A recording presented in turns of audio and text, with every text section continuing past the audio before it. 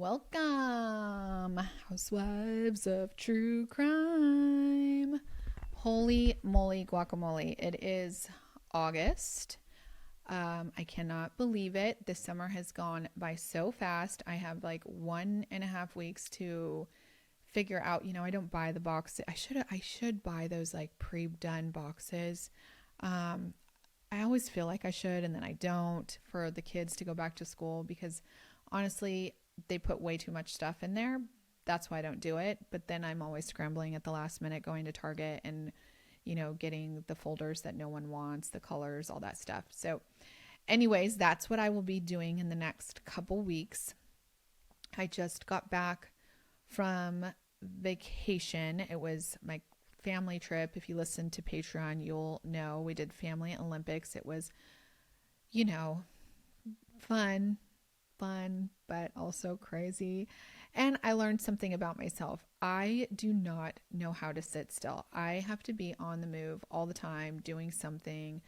That is probably why having multiple podcasts does me well. Like, I think I do better having a lot of things to do. So anyways, I also wanted to tell you about another podcast that I started a few months ago with a friend. It's really her podcast. I'm just the sidekick, but has nothing to do with crime. But we've been talking about like perimenopause and stuff like that lately. And so it's all about wellness. And we have some people that we have interviewed. And my friend Michelle is a wealth of knowledge. And so I just wanted to tell you guys really quick, if you want something other than crime to listen to, and just, it's kind of more an educational side of hormones, vitamins, sleep, stuff like that. It's called Inspired Wellness. And my friend Michelle White is the host of it. And I am the sidekick that kind of asks questions and I talk, but obviously she's the one with all the knowledge, and I have a lot of knowledge too. But that's her job. And so I don't want to take that away from her. And she does a great job of explaining all these things that we need to be doing in our aging self, and to still remain vibrant and beautiful and healthy. And that's kind of what I'm into right now. So anyways, if you want to go check that out, again, it's called Inspired Wellness. And thank you for all of your reviews. I truly appreciate all of you. Thank you. Thank you. I have read them. I love them. It makes my heart very happy, and I appreciate it. So if you haven't given a rating or a review, please do so wherever you listen. Also, if you listen on Spotify, they have comments, and you can comment on anything and everything, and I will comment back. It's fun to see those comments. So if you guys want to just comment on a show, ask a question, please do so. And I'm going to get into our case today. It's one that there's a piece of it that's going to make your guys' blood boil. I promise you. And, I'll get to it when I get to it, but I would love to know what you think of it, because I love me a good cop. I love me a good lady cop. I love me people that are just truthful and honest, and this kind of defies all of that. So it makes you question how many people are in prison that should not be there. I'll just tell you that much. Okay, so let's get into today's case. Today I told you, I'm writing solo, and I'm going to tell you about a case that is going to rock you to the core. I went down a rabbit hole on the case of Wayne and Sharmon Stock out of Murdock, Nebraska. Murdock is a tiny village on the Nebraska plains, the classic everyone knows everyone kind of place. And in 2006, Wayne and Sharmon Stock were one of those well-respected, salt-of-the-earth couple in the community. Wayne was 58, a Vietnam vet who had returned to farming, running a very successful hay business on the family farm. His wife, Sharmon, 55-year-old Disco Biscuit, worked for years as a teacher's aide, even baked cakes out of her home kitchen. I'm telling you, Disco Biscuit to the core. Wayne was known for his big laugh and even bigger heart, and Sharmon was the kind of lady who always remembered your birthday and made a cake for it. They had grown kids, 3 of them, Andrew, Tammy, and Steve, and by all accounts, the Stocks were just a hard-working, family-oriented folks that loved their community and loved Murdock. Easter of 2006 was a special one for the Stock family. They had a big family gathering at their house. They celebrated the holiday with their kids and their grandkids. They had a big Easter hunt. I can imagine their property is very big, so the Easter hunt has to be super fun. And according to the kids, it was. But little did they know that that Easter would be their very last. On Monday, April 17th, 2006, the day after Easter, Wayne and Sharmon's 27-year-old son, Andrew, stopped by the farmhouse around 9 in the morning. He was expecting to find his dad up working. I mean, Wayne was an early riser, so he was always out doing chores. You know, he had that hay business, so he was always out and about. But things felt off from the moment that Andrew arrived. The newspaper was still sitting on the porch, and that's something that Wayne always grabbed first thing in the morning. The house was really quiet, and the coffee drinking couple hadn't even made their first pot of coffee yet. At first, Andrew just kind of chalked it up to nothing, but the more and more that he saw these little things were off, a sense of dread crept upon Andrew. He went inside and headed upstairs to check on his parents, and what he found was beyond anything he could have imagined. At the top of the stairs, Andrew stumbled upon a bloodbath. His father, Wayne, was lying face down in the hallway in a pool of blood. Wayne's face was so badly disfigured he had clearly been shot at close range, and a panicking Andrew ran downstairs to call for help. When Cass County Sheriff deputies arrived, they confirmed the grim reality that 58-year-old Wayne and 55-year-old Sharmon Stock were dead, brutally murdered in their own home. The Stocks had been shot multiple times with a shotgun, and later the autopsies would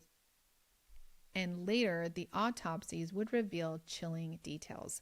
Wayne had been shot 3 times, once in the knee, once above his right eye, and once in the back of his head, essentially execution style. And Sharmon had been shot once, fatally wounded near her eye. Investigators surveying the scene found telling clues that indicated that the Stocks were attacked in their sleep. The couple, they were in their pajamas, they were barefoot, suggesting that they were peacefully asleep before this assault. And Sharmon, well, she had a phone still in her hand, which is heart-wrenching because it appeared that she probably was woken up, startled, tried to call for help, but never got a chance. Now, the one big question that always hangs in the air is why? Why would anyone target the Stocks of all people? There were no obvious signs of a robbery. The house wasn't ransacked. Their valuables were left. They had a safe. They had a bunch of stuff. Like, what the heck? There was still jewelry, cash. Why would somebody want them dead? The Stocks were beloved. They had no known enemies, at least none that anyone could think of that morning. Rumors and theories flew around town. Was it random, like a random home invasion, or something personal? Easter morning of 2006 would be remembered as the day murder came to Murdock, and nothing about it made sense at first glance. The Cass County Sheriff's Office and Nebraska State Patrol launched a major investigation, and the crime scene yielded some intriguing evidence. First, officers noticed a window in the Stocks' laundry room had the screen removed, and the window looked like it was forced open. So, it looked like this is the intruder's entry point, meaning someone broke in rather than being let inside. For a town where folks just leave their doors unlocked all the time, a forced entry was a bit startling. Perhaps Wayne and Sharmon did lock up that night because of the holiday, or maybe they thought somebody would break in. I don't know. In any case, it was clear that the killers came through the window, not the door. Inside, detectives collected a shotgun shell and noted they collected two different shotgun shells, and they noted the two gauges of the shotguns appeared to be used, right? So two guns seem to have been used, which I also said the autopsy found that too. They also found a few odd items left behind. One, a marijuana pipe, a man's gold ring, and a flashlight were recovered at the scene. Now, neither Wayne nor Sharmon was known to use marijuana, and that pipe certainly didn't belong at their farmhouse. The flashlight, too, seemed like somebody might have dropped it, maybe an intruder. These clues hinted that the killers might have been, maybe they're young and careless. Like, who brings a freaking pot pipe, you guys, to a murder or even a break-in? Like, what? Investigators also noticed a distinct shadow in the blood spatter on the wall, like the pattern on the wall near the stairs, suggesting that two people had been standing there when the gun was fired. The pattern of blood spray indicated that basically two killers were present at the shooting.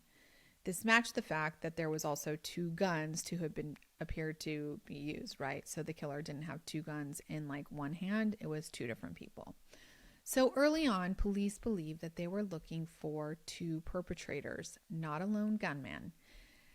And as officers canvassed the area, a nearby couple did come forward with a tip. They reported that on Easter night, not far from the Stock family farmhouse, they saw a strange car speeding away around like what they thought was probably roughly the time that the murders happened. This car they described as an older tan-colored sedan. It stood out to them because they didn't really see cars racing down that stretch very often, and it was like quiet and no one's around at that time. The other thing that they said was that same car was just sitting on the side of the road earlier that night. So the investigators were like, okay, that is a possible getaway car, in addition to the evidence that there's multiple suspects. Given that no valuables were taken, robbery was looking less likely as a motive. The local sheriff and state investigators began to theorize that this was a targeted killing, maybe an act of revenge or a grudge, someone that the Stock family knew. Veteran crime scene investigator David Kofod, who led Douglas County CSI unit, later recalled thinking, this has to be personal because nothing was stolen and the brutality seemed focused. Think about it, he says. Shotgun blast to the face at close range. That's rage, not simple burglary gone wrong. So attention naturally turned towards people in the Stock's orbit. Who might have had a dispute with them? In a close-knit town, the pool of possibilities are small. Like, this town is small, you guys. So who could it be? Investigators soon did learn that there had been some bad blood within the family. I mean, listen, every family, right? Just ask mine after our family Olympics, which I'm totally kidding. I love all my family members, but every family has somebody that you're like, yeah, Uncle Joe doesn't seem like he's liking, Uncle Robert, something like that. Okay, well, it turns out that Wayne and Sharmon's nephew, Matthew Livers, a 28-year-old, had experienced tension with his aunt and uncle. There are a couple rumors and they're conflicting ones, but who knows? Supposedly, it's either over money or property.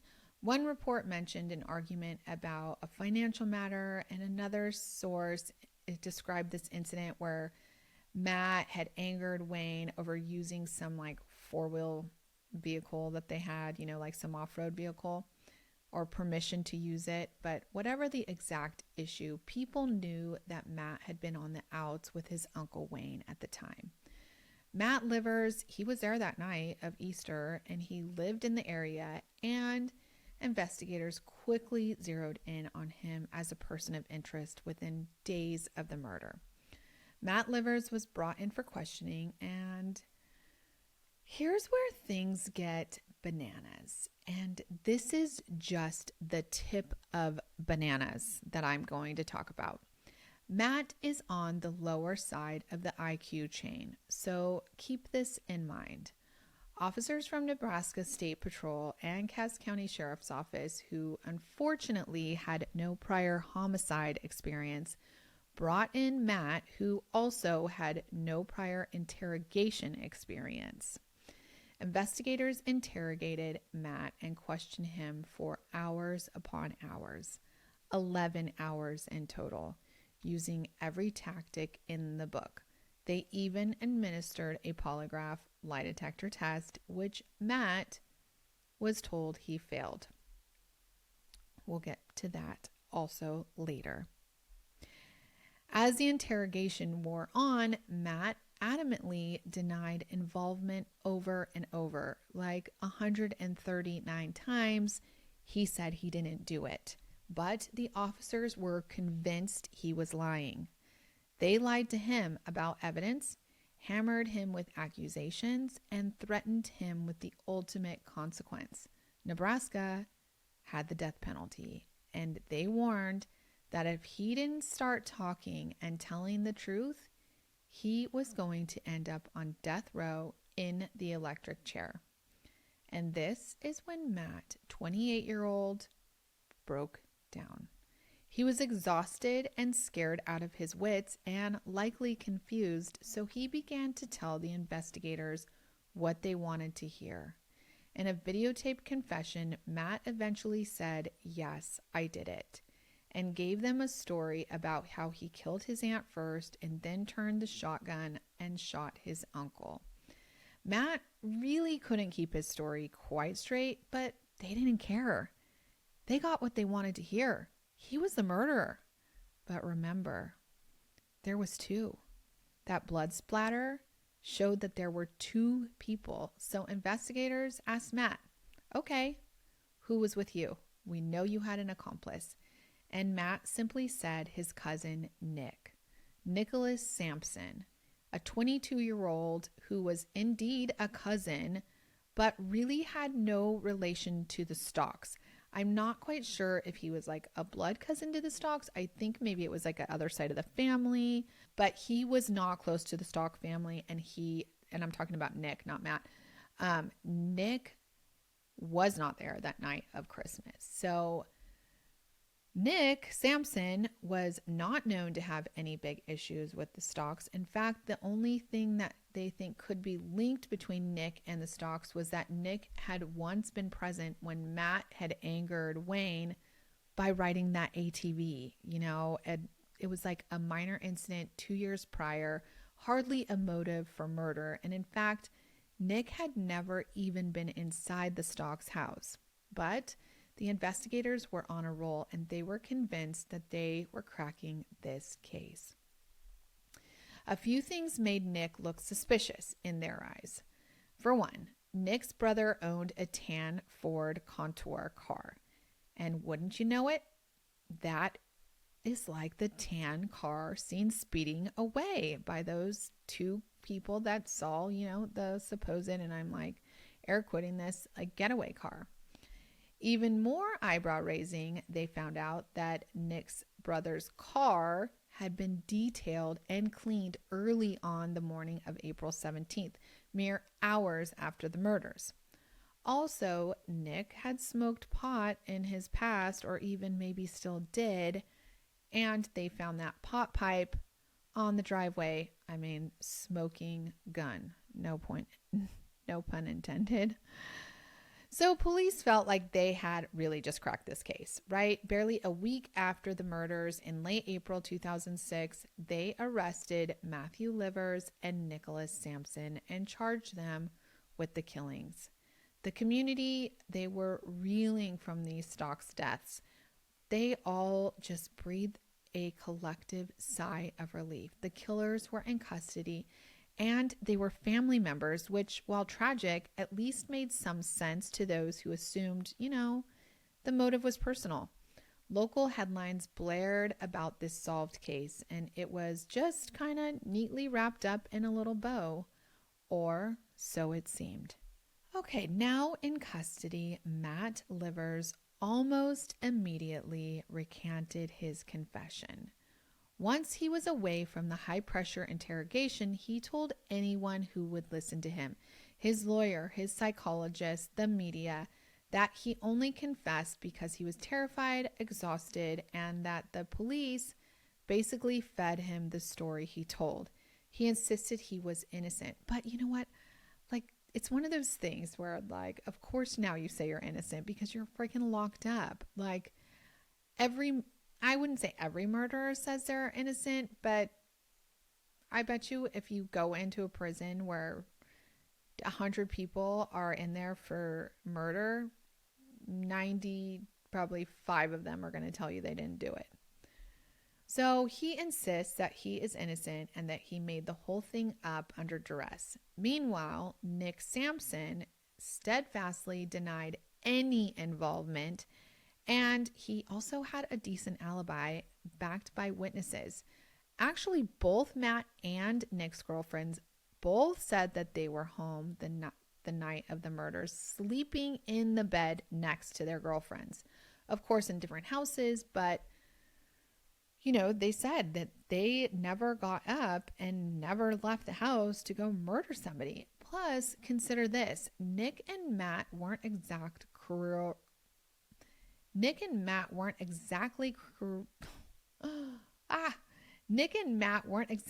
criminal masterminds. They'd never been in serious trouble, at all. The idea that these two would execute Nick's aunt and uncle's cold blood murder in such a brutal fashion really did seem off, and nothing physical tied them to the scene at first. The farmhouse was a bloody mess. There was DNA, there were fingerprints, there were shoe prints, yet initial tests didn't match Nick or Matt to the scene. When Nick was arrested, police seized his shotgun, which seems like he had a shotgun. They were killed by a shotgun. He also had clothes and shoes, and they all went through some forensic testing. Now, he also did have a pair of jeans that they took that had blood on them, but ultimately, the forensic testing came back zilch. Nothing linked Nick to these murders. That gun didn't link him there, and the human blood on the pants wasn't actually human blood. I think it was pig blood or something. So it was starting to look like this case against these cousins hung entirely on Matt's sketchy confession and some circumstantial evidence, right? Nick's brother had that car. The car seemed to be speeding away on a highway, not actually coming from the house. Nobody saw it at the house, but you know what I'm saying. So investigators, they were convinced that Matt and Nick were guilty, but they needed some solid physical evidence. And that's when enter David Kofoed. I think it's Kofoed. It's Kofoed. Kofed. I'm going to just call him Kofoed. He is a CSI director from Douglas County. Kofoed had a bit of a reputation as being a forensic wizard. This guy, he could sniff out that one tiny clue everyone else missed. Kofoed got to work re-examining key pieces of evidence in this case. For instance, that tan Ford Contour linked to Nick's family. Earlier searches of the car by other officers hadn't turned up anything useful. But Kofoed wasn't about to let anything slip by. He meticulously went over the car again on May 8th, 2006, and lo and behold, Kofoed found something. A tiny speck of blood under the dashboard near the steering column. It was so small, it's no wonder others missed it. This minuscule reddish spot was tested, and guess what? It came back to DNA matching Wayne Stock. Bingo! There it was, forensic evidence placing the victim's blood in the car of the suspects, or the car that they had access to at least, right? So finding one drop of the victim's blood in the suspect's getaway car was enough to convince the prosecutors that they really did truly have the right people. And after that, Matt Livers and Nick Sampson were indicted, facing possibility of life in prison or even execution for first-degree murder. It seemed like a closed case, right? Confession, motive. Now we have forensic evidence tying them to the crime. Great job, team. Good job. Except not so fast.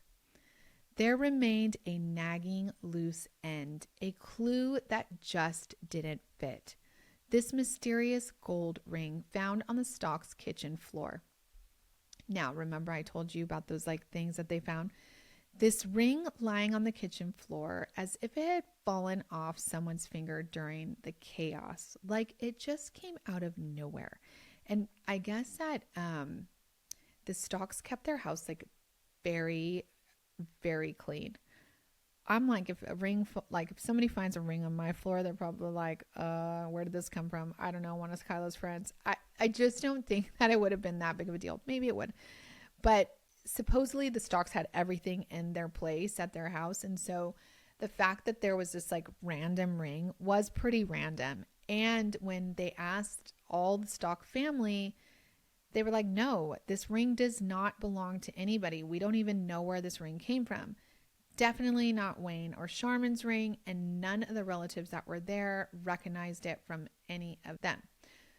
So in a rush to pin down Matt and Nick, the ring had just been bagged as evidence and initially treated as a minor curiosity, one of those weird bits of evidence that might mean nothing at all. Investigators basically shrugged it off and said, well, it's not the Stocks and it's not Matt or Nick's. Odd.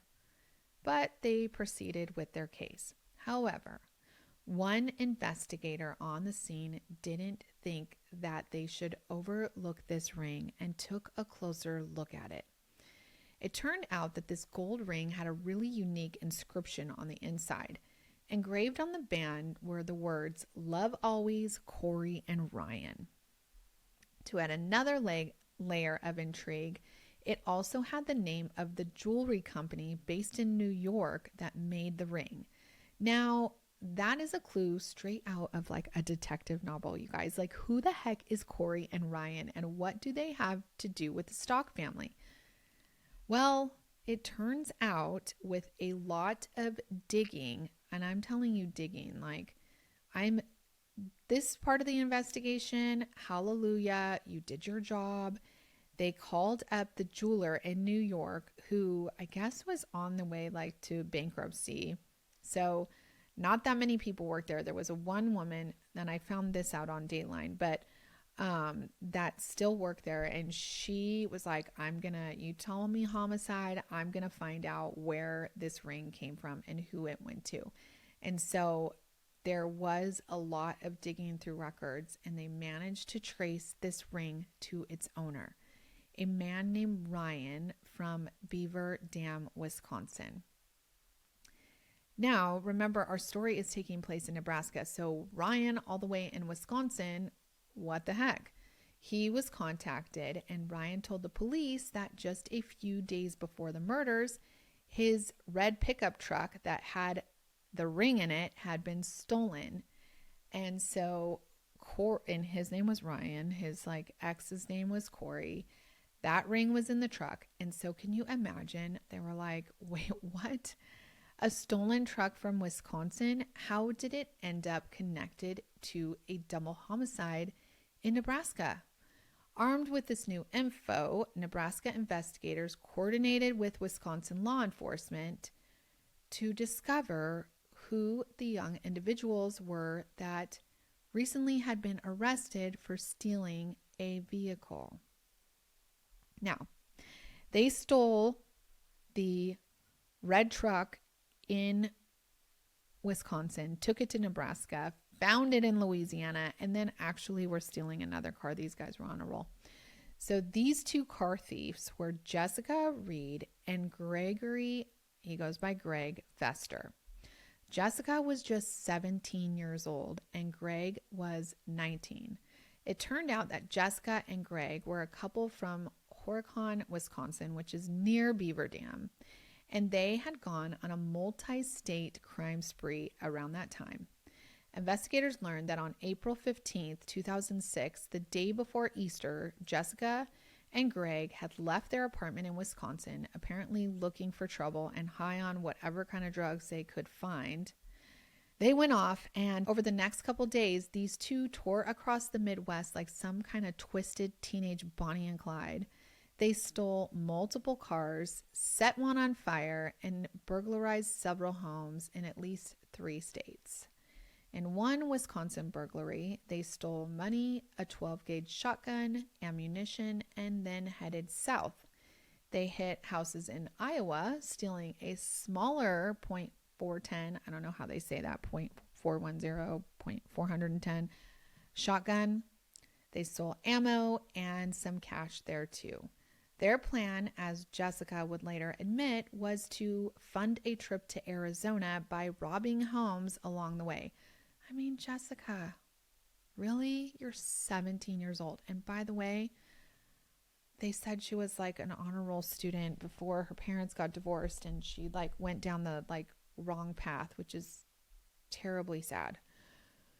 So anyways, obviously she picked the wrong guy to hang out with, and they were joyriding and stealing whatever they could with no specific target in mind beyond finding empty houses to rob and doing whatever drugs they could find.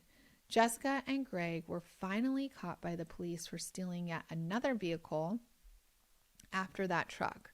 At the time of their arrest, Nebraska hadn't yet connected both of them to the Stocks murder, so they were, left out on bail, or they were let out on bail.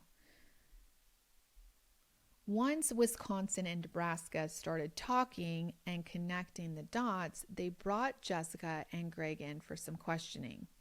In late spring 2006, the focus of the investigation did swing fully towards Jessica Reid and Gregory Fester.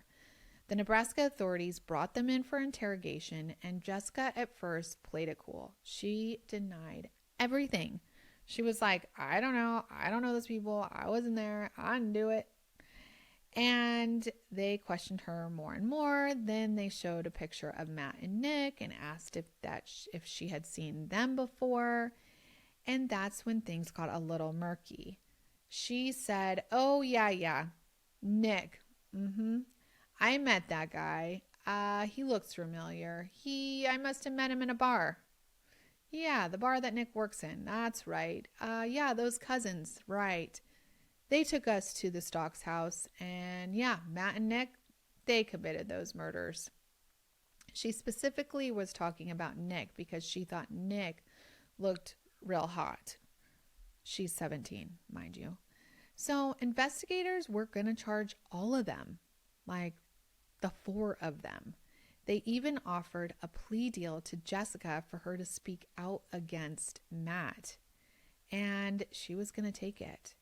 But something must have clicked in her teenage brain, and when talking to her attorneys, she decided to tell the truth and tell authorities what actually happened, and that her and Greg were solo and had no idea who these cousins were. She just made that all up with a little help from investigators. So with that, the truth finally emerged. A completely random encounter of killers and victims. The Stocks were simply unlucky targets of 2 roaming criminals. And the investigative fiasco that had ensnarled Matt and Nick was exposed as a grave mistake. On the night of April 16th, going into 17th, 2006, Easter night, Jessica and Greg crossed into Nebraska. By now, they were armed with at least 2 stolen shotguns, the 12-gauge and the .410, and driving a stolen red pickup truck, the one from Wisconsin, with stolen license plates. They were young, on drugs, and feeling invincible. As they passed through the rural outskirts of Murdock, Nebraska, they looked for a house to break into. The Stocks farmhouse caught their eye. Maybe it looked quiet or isolated enough to hit. In Jessica's own words, they chose the house randomly as a burglary target. They had no idea who lived there. It could have been anyone. It was the very definition of a random crime. According to what Jessica and Greg, who eventually confessed, here's how the attack unfolded. In the late hours of April 16th, early hours of the 17th, they pulled up to the Stocks family property and with that stolen truck. The house was dark and quiet. Greg Fester jimmied open the ground floor window, that laundry room window that the investigators saw pried open, and slipped inside. He then let Jessica in through the front door. Greg had a 12-gauge shotgun, and Jessica carried the other one, that .1410. They didn't linger downstairs. They quickly made their way towards the staircase. By the way, she had some sort of jacket on and that ring. She had found that ring in the truck and put it on her finger. And then when she took the jacket off, the ring came off with it. That's how the ring got there. And so she took the jacket off downstairs. So they didn't linger downstairs long. They quickly made their way upstairs, perhaps intending to loot their bedrooms or look for a safe or something. So when they started upstairs, they heard the sound of snoring from the primary bedroom. Wayne Stock was asleep, possibly the one probably snoring. They crept to the top of the stairs. Greg pushed open the door of the primary bedroom and flicked on the light, and that jolted Wayne awake. Greg seemed momentarily unsure what to do and even stepped back into the hallway, asking Jessica what to do. Jessica, who was right behind him with her gun, coolly replied, "Do something." So Greg did. He burst back into the bedroom and confronted Wayne, the ex-military man, and he wasn't going to just lie down and take it. He, even unarmed, woke up and tried to fight back. Wayne scrambled out of bed, and Greg fired his 12-gauge shotgun, hitting Wayne in his knee. Wayne lunged at Greg, and the struggle ensued. He was trying to struggle like the gun away from him.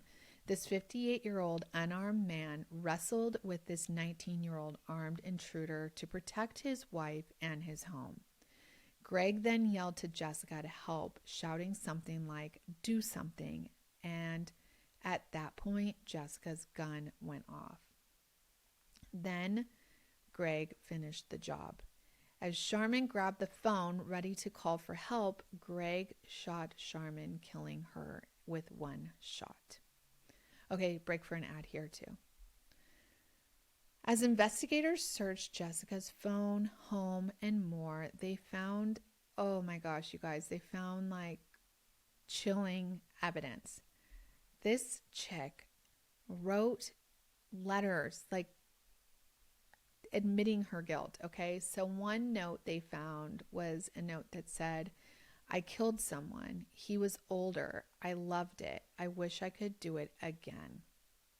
She even threatened that if Greg doesn't watch it, she said, "If he doesn't watch it, I'm going to just leave one day and go do it myself." Like, yikes. What in the world is going on in this? I want to say child. She's only 17. Like, what is going on in this girl's head?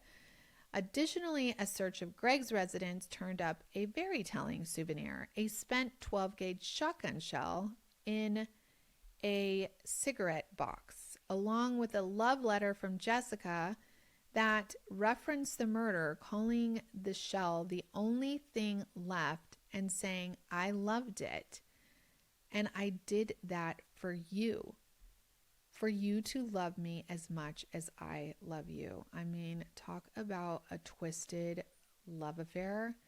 This girl, I feel terribly sorry for her. So now that the investigators knew what went down and that really Nick and Matt were not involved at all, what do? Well, Nick was let out pretty quickly, but Matt, well, he confessed. And it turned out that his recanting of his confession was swept under the rug, and no one really in authority wanted to do anything about that. So they still wanted Matt to burn.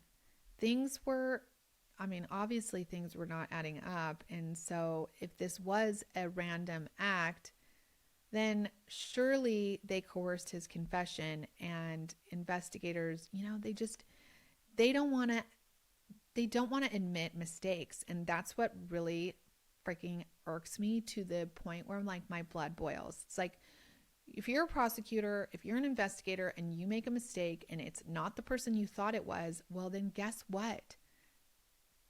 Move on to the next person. Don't just make somebody that you know is not guilty. This is like a 28-year-old kid, and Nick was 22. Like, what? Thankfully, they let Nick out pretty quickly, which is not very quickly. I think he was in prison for not prison, he was probably in jail for 5 months. Matt was in there for, I think, over 6 months. He was locked up, narrowly avoiding this death penalty, and they did finally release him and exonerate him. So you guys, turns out that Matt's polygraph test, the guy read it wrong, which I think Nick also took a polygraph test that came out that he didn't pass it either. So whoever was administering this polygraph test wasn't actually doing a great job and was reading it wrong. These two guys actually did pass their polygraph test, and so it was totally bogus. Also, the phone records showed that Nick and Matt didn't even communicate up until the murders. I feel like, probably because they weren't going to have a good defense, they probably would have been found guilty, but there wasn't a lot of evidence against them, except for this freaking blood, which we're going to talk about in a second. Okay. So these two, obviously, they had nothing to do with any of this. This whole case against them had been built on this coerced confession. Very, very tunnel vision, except for the one person that actually was like, hey, let's check into this ring that just randomly appeared. And this fabricated evidence. That's right. We need to talk about this fabricated evidence. Remember this amazing find that the CSI chief, David Kofod, had, found Wayne's blood in this car. Well, once Greg and Jessica were in custody, it became very clear that Nick's brother's tan Ford had zero connection to this crime. The real killers hadn't used that car at all. So how on earth did a drop of Wayne's blood appear in the car? Well, the answer is because it was put there by David Kofod. This is where you're like, you guys, shit happens like this. This is where I'm like, could Proctor have put evidence in, to implicate Karen Reid? Surely he could have. Could they have set up, what is that guy from Stephen Avery? Of course they could. Not that I think Stephen Avery is an upstanding citizen, but I'm telling you, obviously this happens.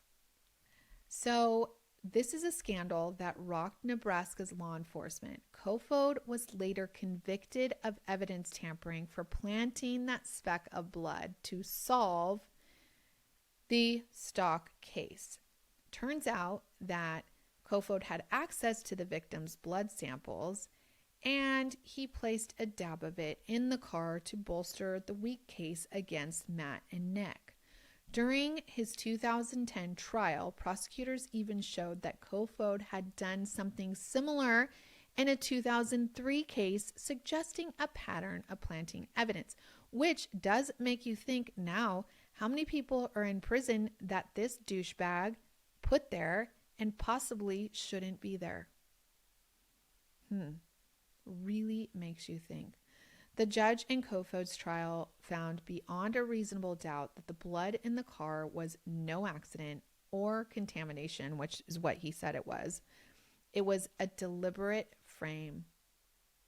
Kofod apparently let pride and or ambition drive, whatever it is, to create evidence where there was none, a betrayal of everything a CSI officer is supposed to stand for.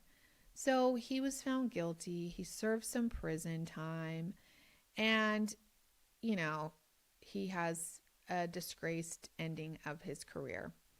If not for that lucky break of this ring, you guys, I really believe that Matt and Nick could be sitting on death row right now, especially Matt with his confession.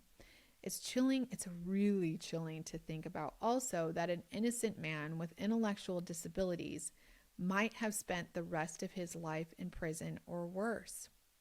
Fortunately, the truth did come out, and in the aftermath, Matt and Nick filed civil suits for their wrongful arrest and imprisonment, and they did win a multi-million-dollar judgment, which I think full out they should have won. Unfortunately, I don't think Nick and Matt, who were really good friends and, family, have a relationship anymore. And you can also see why. I mean, Nick is like, what? Like, how did I get pulled into this? How did you say my name? And Matt's like, it just was the first name I thought about. And you smoke pot. And so that's probably what he thought about. I don't know. Now it is said that Matt, suffers from PTSD and anxiety and depression from this whole ordeal. And I can definitely see that. Part of the settlement with Cass County also required changes in the police procedures. For example, officers now receive special training in interrogation, especially with ones with developmental disabilities, to prevent other false confessions. And this case has become a teaching moment nationwide about the dangers of tunnel vision in investigations and the reliability of confessions under duress. Now, what happened to Greg and Jessica? Well, they were each charged in Nebraska for first-degree murder and on 2 counts, and then other related charges. And the death penalty loomed, at least for Greg. Jessica was too young. She was only 17. So she couldn't be put up for the death penalty. However, you guys, this Murdock County, whatever, they failed to put in, or the filing deadline for the prosecutors failed to put in the filing for the death penalty to pursue it. So Greg was, I guess it was a procedural error, they said. And so the judge ruled that Greg could not face capital punishment, effectively sparing him from the death row. And so, anyways, they ended up thankfully taking plea deals to avoid trial. Now, the judge did throw the book at them. And I was surprised with Jessica. She was so young and impressionable, obviously, by Greg. And she also, could have taken this plea deal and talked, lies about Matt, but she didn't. And they still gave her the same thing they gave Greg. She pled guilty to 2 counts of second-degree murder instead of first degree, and this was part of their agreements. And also Jessica said she would testify against Greg if needed, but it didn't happen because they both took plea agreements. And the judge, he basically gave them 2 consecutive life terms in prison. And in Nebraska, that means that you are in prison forever and there is no parole.